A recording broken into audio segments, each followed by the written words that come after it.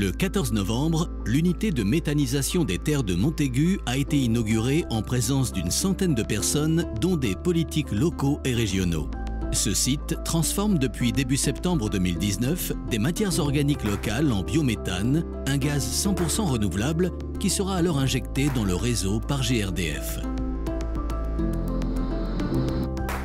Concernant cette unité de méthanisation, elle vise à produire un biométhane. Sa caractéristique, en fait, c'est qu'il est produit sur le territoire de Montaigu grâce à des matières organiques qui sont produites par les acteurs économiques du territoire, notamment les agriculteurs, et puis aussi les industries agroalimentaires. Alors, on a la chance sur un territoire comme Montaigu d'avoir un tissu agricole dense et qui produit matières organiques. Donc on parle notamment de fumier de volaille, fumier de bovin, mais aussi de matières végétales, des résidus de culture.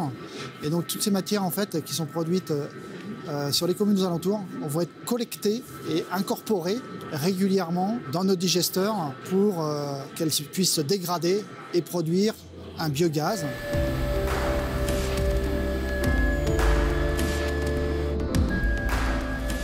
Ce gaz vert, en fait, il est injecté dans le réseau de distribution de GRDF et ensuite il est envoyé dans les différentes communes environnantes.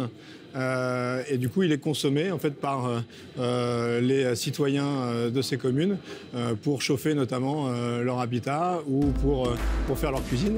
La centrale biométhane des terres de Montaigu permettra d'injecter chaque année 2 millions de mètres cubes de biométhane dans le réseau GRDF, soit la consommation annuelle de près de 90 bus roulant au gaz ou de 1800 logements neufs chauffés au gaz naturel. Voilà, nous on se situe à 800 mètres de l'unité de méthanisation, donc on est vraiment sur du circuit très court, quoi, hein. Ils viennent le chercher là, ça, et le digestat revient sur les terres qui sont aux alentours, quoi.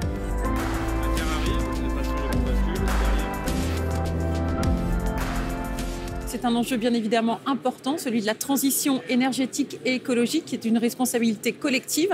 Et quand on parle de transition énergétique, c'est du concret, du réel et qui s'adapte en fonction des territoires et qui associe l'ensemble des acteurs. La première chose que ça a apporté déjà, qui est un peu immatériel, c'est que ça a fédéré le monde agricole et les collectivités autour d'un projet qui est environnemental et qui est basé sur l'idée qu'on peut faire de l'environnement et que ce soit quand même de l'économie.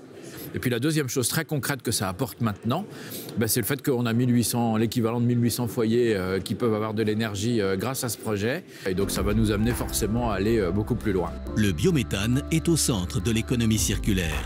Ce modèle de projets territoriaux vise à augmenter à tous les stades du cycle de vie des produits l'efficacité de l'utilisation des ressources, à diminuer le gaspillage et l'impact sur l'environnement.